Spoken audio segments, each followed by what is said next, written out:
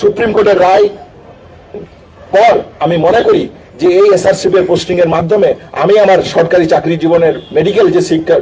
যে পরিষেবা দেওয়ার কথা সেই পরিষেবা দিতে পারবো বলে আমি মনে করি না। তো সুপ্রিম কোর্টের নির্দেশকে অবমাননা করার পরও কোনো কোর্ট, কোনো বিচার ব্যবস্থা, কোনো জায়গা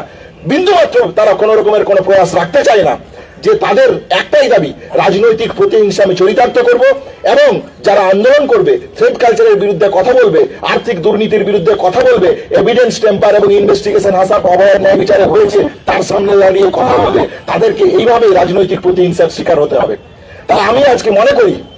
পরিষ্কারভাবে এই দীর্ঘ 7.5 মাস 8 মাসের কাছাকাছি অতিবাহিত হওয়ার পর আমার যে চিকিৎসার জীবন আছে সেই জায়গা থেকে আমি ফিল করি যে আমাকে অভয়ার ন্যায় বিচার, অভয়ার যেমন রেপ এবং মার্ডার হয়েছে, একটা ইনভেস্টিগেশনের সিবিআই সুপ্রিম কোর্ট রেপ এবং মার্ডার করেছে, আমি মনে করি এই রাজনৈতিক প্রতিহিংসা চরিতার্থ করার জায়গা থেকে রাজ্য সরকার আমার ডাক্তারি জীবনের সত্যিকারের একটা মার্ডারের মতন পদক্ষেপের দিকে তারা এগোতে চায়। আমি আজকে সস্পষ্টভাবে সারা রাজ্যবাসীর কাছে পরিষ্কারভাবে রাখতে চাই এই রাজনৈতিক প্রতিহিংসার চরিতার্থ যে আকার ধারণ করছে সেই জায়গা থেকে আমি মনে করি যে রাজ্য সরকার ভবিষ্যতে কাল পরশু 5 দিন 10 দিন 6 মাস পর যদি আমাকে পোস্টিং দেয় তাহলে আমার ডাক্তারি জীবনে যে পরিষেবা দেওয়ার কমিটমেন্ট আমি রেখেছিলাম, যে মহান ব্রত নিয়ে আমি এসেছিলাম, আমি মনে করি এই সরকারি চাকরির যে এসআরসিপ পোস্টিং এর মধ্য দিয়ে সেই জায়গা আমি ফুলফিল করতে পারবো না।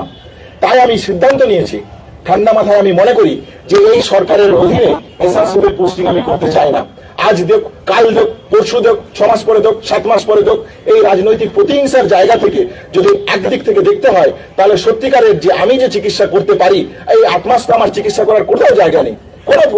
কোনো ফিল্ড আমার জন্য ফাঁকা পড়ে নেই। তাহলে আমি যে একজন ডাক্তার, আমি যে চিকিৎসা করতে চাই, সাধারণ মানুষকে পরিষেবা দিতে চাই, সেই পরিষেবা দেওয়ার জায়গা আমার কোথায় থাকে? তাহলে এই ধরনের একটা রাজ্য সরকার, সেই রাজ্য সরকারের অধীনে আমি মনে করি না আমি এসআরসিপ করতে পারবো। এসআরসিপ এর মাধ্যমে আমি সাধারণ মানুষকে পরিষেবা দিতে পারবো। তাহলে সাধারণ গভর্নমেন্ট যা ডিসিশন নেবে সুপ্রিম কোর্টের রায় পর আমি মনে করি যে এই এসআরসিপ এর পোস্টিং এর মাধ্যমে আমি আমার সরকারি চাকরি জীবনের মেডিকেল যে পরিষেবা দেওয়ার কথা সেই পরিষেবা দিতে পারবো বলে আমি মনে করি না। তাহলে সেই জায়গা থেকে আমি সিদ্ধান্ত নিয়েছি যে সরকার যাই করুক না কেন এই এসআরসিপ পোস্টিং এর মধ্য থেকে আমি বেরিয়ে আসব।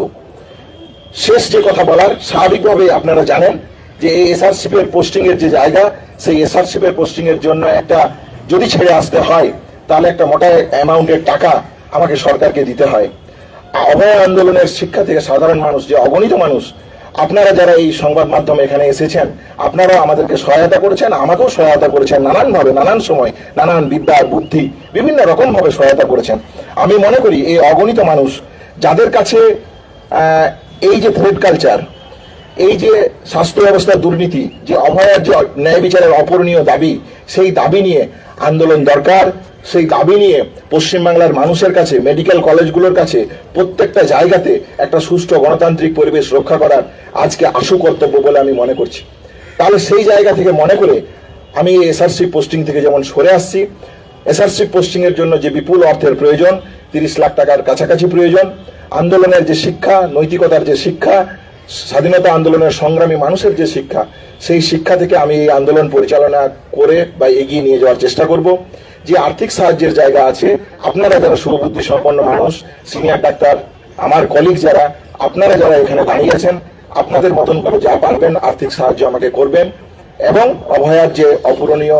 দাবি, যে অপূরণীয় লড়াই, সেই লড়াই, অভয়ার ন্যায় বিচার ছিনিয়ে আনার জন্য যে লড়াই, সেই লড়াইয়ে আমাকে সম্পূর্ণভাবে সাহায্য করবেন বলে আমি মনে করি।